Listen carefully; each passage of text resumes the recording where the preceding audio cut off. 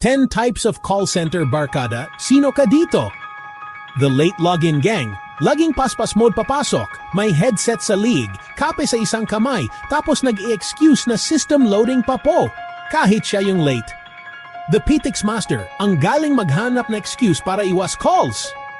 Aux mode gang, biglang nagka-system issue, tapos maya-maya nasa pantry na pala.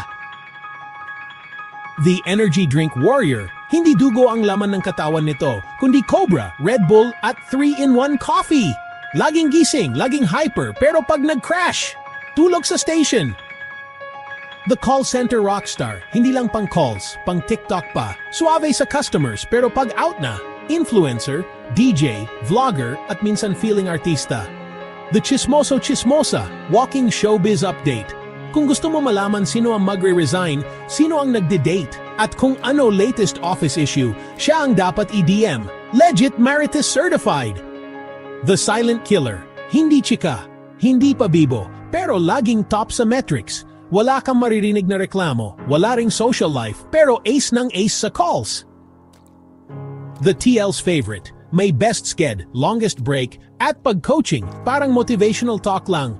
Hindi mo alam kung may magic o malakas lang kay boss. The forever training mode, ilang taon na sa floor pero tanong pa rin ng tanong. Paano mag-transfer ng call?